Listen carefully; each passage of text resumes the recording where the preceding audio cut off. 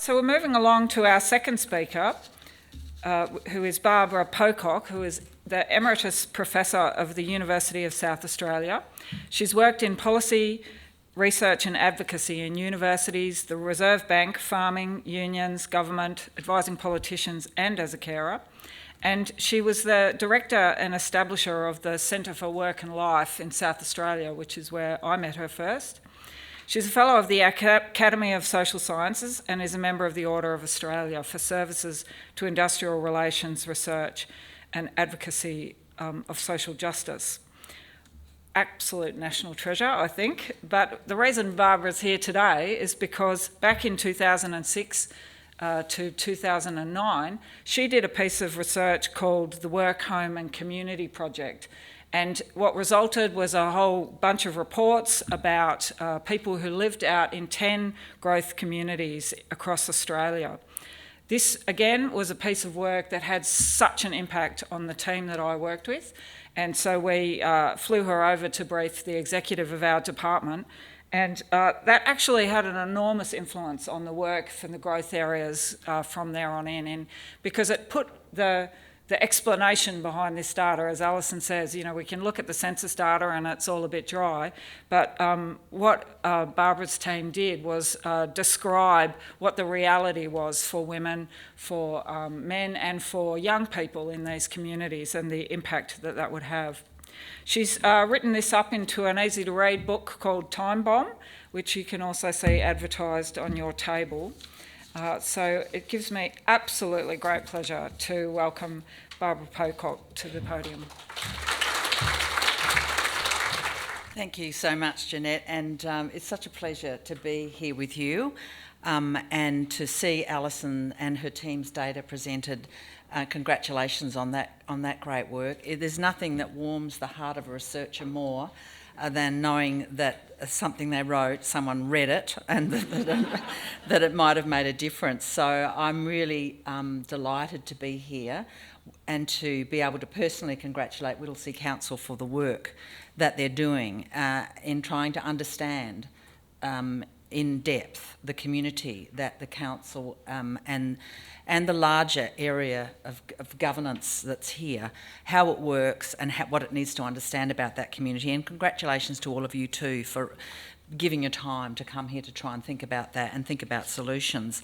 I had time today to read The Australian and The Age, and both of them are carrying major stories about housing.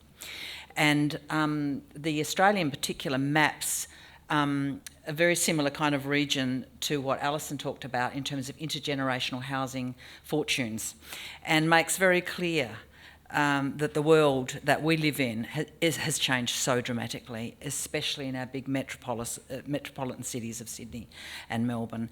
And the lives of young people coming into the housing market are being reshaped in such fundamental ways, and reshaped differently, whether the household is wealthy or poor and what the intergenerational legacies are. So I think housing is so important in the construction of the society that we're going to live in and our children and their next generations will live in. And I was so struck when I saw a video about how the research is reinforced in the stories that are still underway, of course, in these communities. And they just drive, for me, home the need for action and change in the way we work and think about our communities. And I just want to talk briefly about the big change that I think underpins the kinds of pictures that Alison talked about, and that's the massive change in our world of employment. If we had told our grandmothers and our mothers in 1989, 1990 that the labour market participation rate of women would go from 40% then to now 61% in a short 40-year period, and at the same time the participation rate of men would decline quite significantly, that we would transform what happens within a household in such a short period of time so that two incomes become the norm and massive growth occurs in sole parent households as well. These are fundamental changes that affect who is inside the household and how they walk out that front door every morning, whether they are a man, a woman or a teenager. Women are making their identity, drawing the meaning of their life and creating their social networks through the realm of paid work in ways that are really quite revolutionary. And we construct ourselves through work. We have responded to the call of the labour market for our energy in the services sector, in the professions, and we outnumber men in so many areas of university education. Women have responded to a labour market which has been hungry for our time and our skills and our energy. And women want to, having gained those qualifications, rise to the challenge and offer their skills and experience. We've morphed ourselves around the standards that sit at the centre of most labour markets still, most local councils, most public sector and private sector workplaces, despite the efforts of many to try and transform those workplaces. Women have gone part-time, they've gone casual, they've stitched together all forms of leave. I bet every woman in this room has a story. We have tried to challenge gendered male stereotypes about what a proper manager looks like, or a tradesperson or electrician. And we have given up the baby blip of our mothers, in that we have stayed in the labour market through our pregnancies, our early childhood, our care for toddlers, young children, teenagers.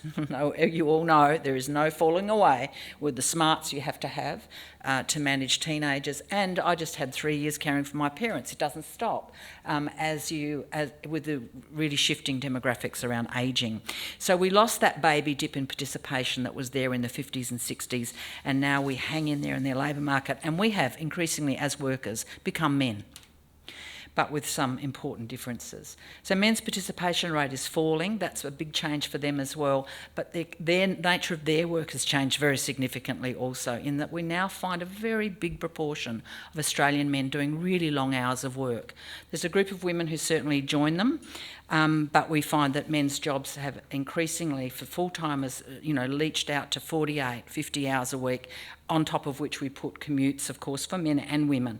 And we find that very, very many men, especially fathers of preschoolers, are working many more hours than they want to. They know it affects the quality of their relationship. And I've done research with children in many at different schools, high and low incomes in different cities, and I know what those children say about their missing fathers. They miss them. They don't think their fathers can easily make up the time when they're teenagers of those lost years. And, we really are changing the way men are engaging with their families.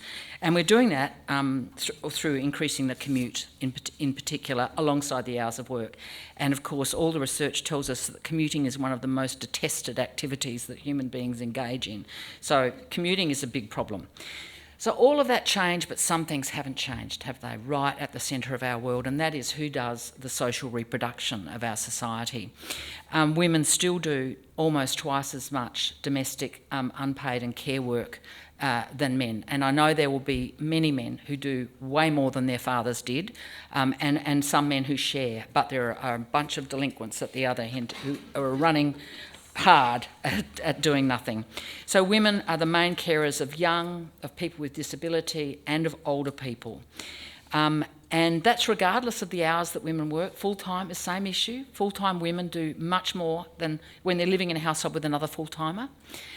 So it's not just something which it moves around the hours of work. It's a really strong gender stereotype about care and unpaid work.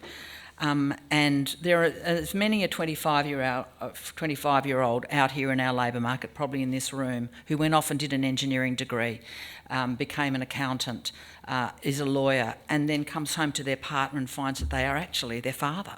They have had a life where they haven't learnt to pick up after themselves, and it's a big shock when that first baby comes and the norms need to be renegotiated in the house. So what we have is also a change in social media which reconstructs and reinforces the norm of what a proper mother is. And I think it's really tough for a lot of young women in our society, and older women too, who feel like the proper way to care for your parents is to be available, to be in a good shape emotionally, to be responsive, to be calm. And I think that's a really tough call for what a lot of the evidence tells us about the work-life interference that both men and women bring home from the labour market. What we find is that in many studies. Our centre did lots of them, and there are very significant international studies that tell us the work-life interference is really a negative feature of many households in our community. Regardless of the hours that women work, work-life interference is a very significant issue, whether you're part-time or full-time. Part-time work is not protective because women, I think, feel internally they need to be able to deliver on everything if they only work 3 days a week. So they really feel like, you know, everything falls to them. They're part-time, full-time, they feel sometimes a bit more justified about getting external help, and things are a bit different. But we find amongst working mothers in particular, 70% of our working mothers feel often or almost always rushed and pressed for time. Now remember what that feels like, and remember what that feels like when I was a mother. And I was so grateful to care for my parents when I didn't have to go to a job, because care time is so different to work time. It's embodied time. Your parent wants you in the middle of the night. They don't want you, you know, at a convenient moment when you're on annual leave or whatever. Same with a small child. It's all embodied time. It's so different to clock time. And we're trying to reconcile as working carers to clocks. And that's where that pressure comes from. Long hours are especially negative for your work-life interference, of course, and so is working on weekends and nights, and so is working more than you want to.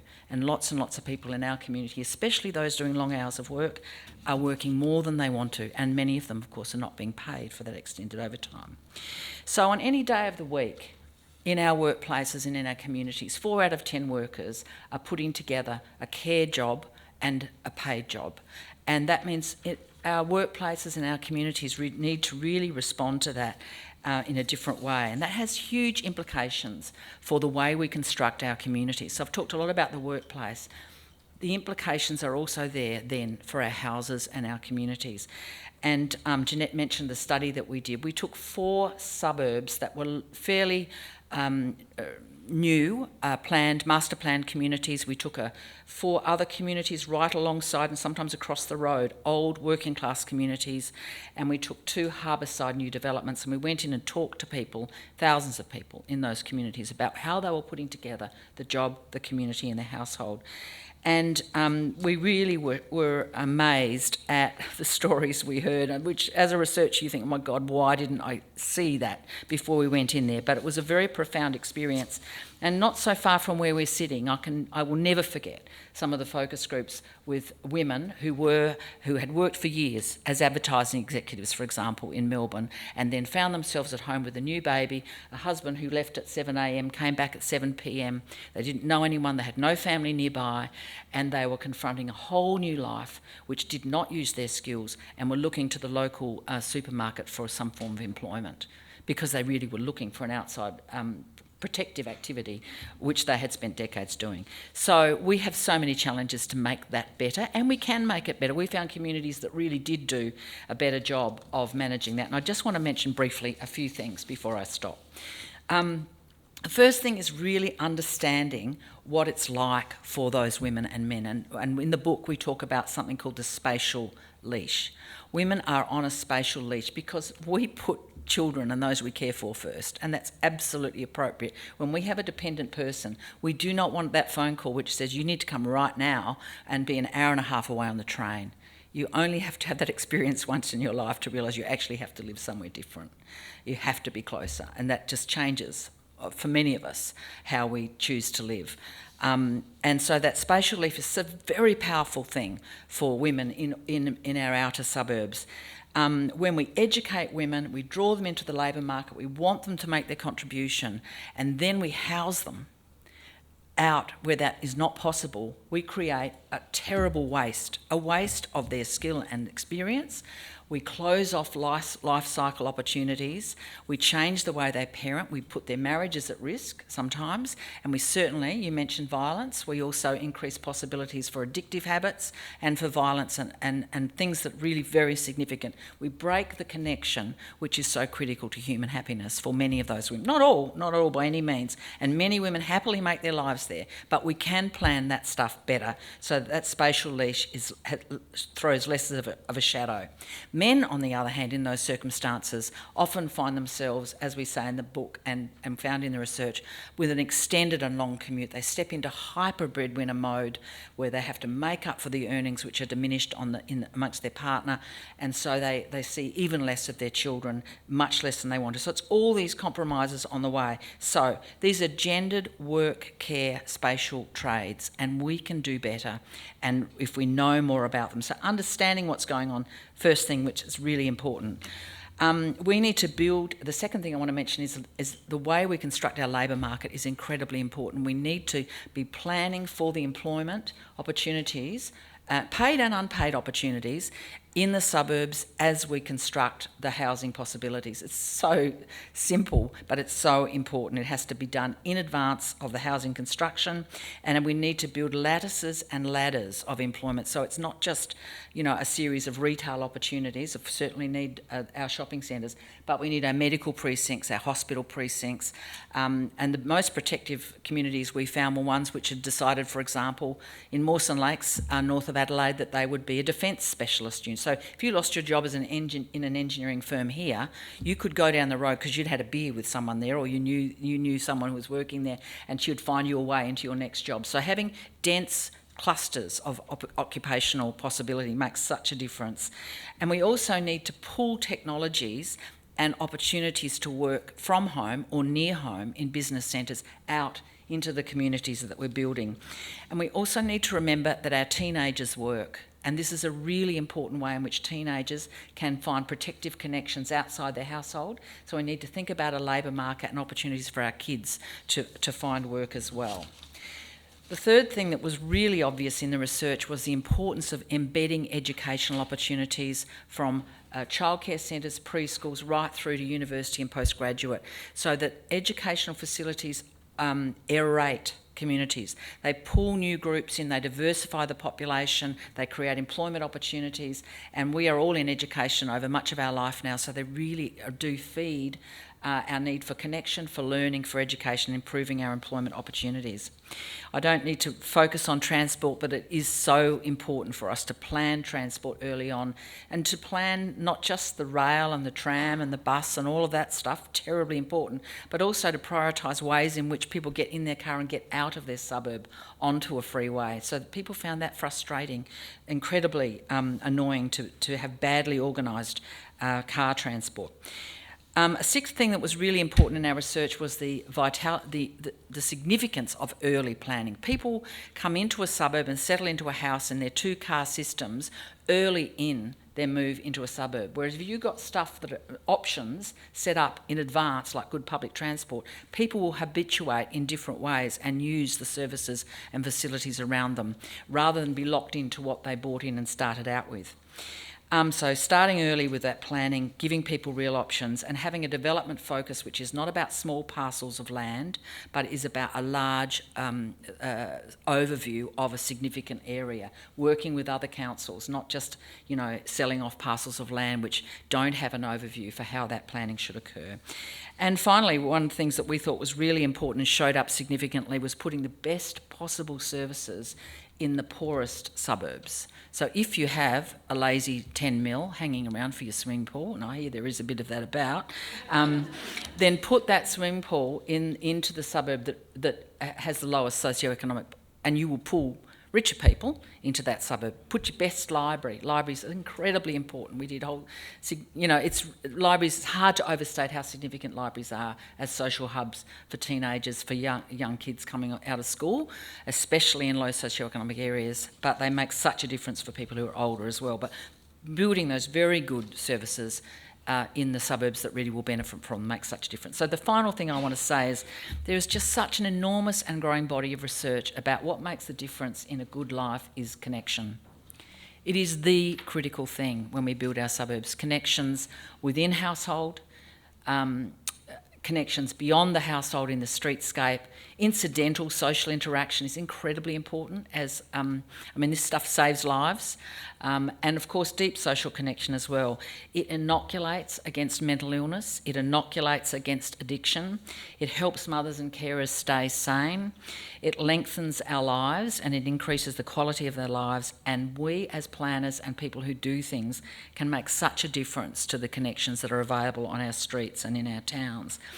And so I think where I land is better linking up what happens in our labour market with what happens in our homes and in our communities is so important to the gender equality that will be there for not only women in future generations, but women right now, and also taking a lens to it which looks at rich and poor is terribly important because we interviewed people who were very, very well off, who were very isolated, but really the big problems were for younger people in households that were low socioeconomic and lacked services. So we need to get both that socioeconomic and the gender lens working actively.